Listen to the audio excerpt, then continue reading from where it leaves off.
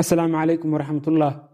Sanadka markuu ahaa 2003 dalka Beljimka, goobta ugu weyn ee uu yaalo diamond ugu badan adduunka, ahna mid ka mid ah goobaha ugu ilaalada adag, ayaa waxaa loo dhacay qaab farsameysan oo ay booliska ku weerareen.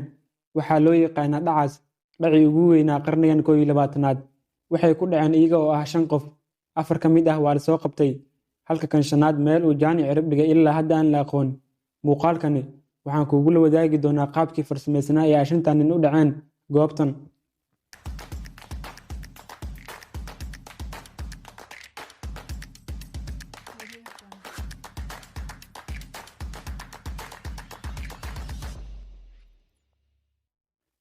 Dhicii ugu weynaa ee qarnigan 21aad waxa uu ka dhacay goobta loo yaqaan Antwerp Diamond District, ahna goobta lagu tiriyo inuu yaalo 80% diamondka adduunka.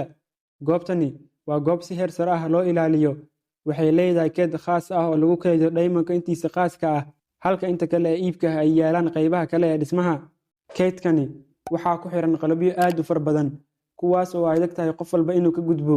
Qalabyadaas ayaa waxaa ugu horeeya albaabka keydka, kaas oo ah mid aan si sahal ku furmin, kamera oo 24 saacba wax duubta, qalabka dareema dhaqdhaqaaqa, qalab isaguna dareema kulka iyo iftiinka, iyo birlab iyaduna dhawaaq bixisa haddii uu furmo albaabka. Dhammaan qalabyadii aan soo sheegnay iyo kuwo kale oo fara badan waxa ay ku xiran yihiin halka laga galo keydka uu ku keydsan yahay diamondka.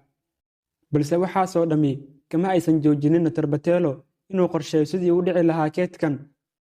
Horaanta sanadkii 2000, Notarbartolo waxa uu kirisay xafiis ka mid ah xafiisyada ku yaala dhismahan, wuxuuna isku sheegay inuu yahay nin Talyaani ah oo diamondka ka ganacsada. Maalinba maalinka kasii dambeysa waxa uu kalsooni iyo aaminaad ka raadsan jiray shaqaalaha goobta. Waxa uu isticmaali jiray qalin ay ku xiran tahay kamera, taas oo uu ku qaadi jiray sawirada goobta iyo qaabka loo naqshadeeyay keedka diamondka.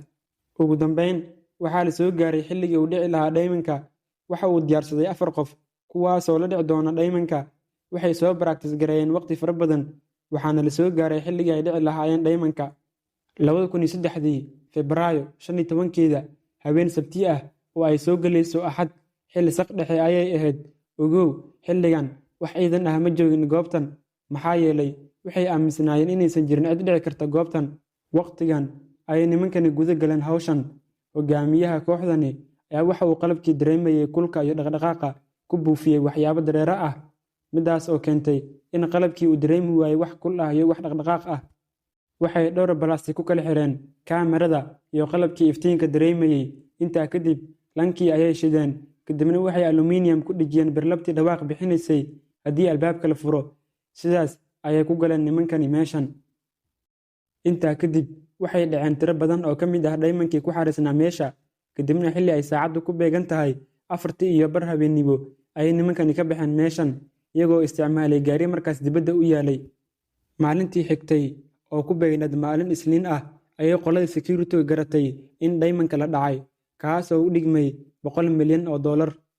Raggani wax caddayn ah kama aysan tegin, balse qaladka waxa uu ka yimaaday kadib markii ay meesha ka baxsadeen. Leonardo Notarbartolo, ahna ninkii hoggaanka u hayay kooxdan, ayaa ahaa mid iska tuuray haaf ka mid ah rooti uu markaas cunayay. Rootigaas ayaa waxaa gacanta ku dhigay booliska, kadibna DNA ayaa laga baaray, sidaas ayaa lagu soo qabtay. Sidoo kale 4 qof ee kale ayaa 3 ka mid ah laga soo qabtay, halka kan afraad ee qorshaha kala qayb qaatay samaynta furihii albaabka keedka lagu furi lahaa ayaa ahaa mid aan la soo qaban. Ilaa hadda meel uu jaan iyo cirib dhigay lama yaqaano. Waxaa lagu sheegay inuu ahaa nin da' ah, waa ninka keliya 5 qof ee dhacay keedkan ka baxsaday.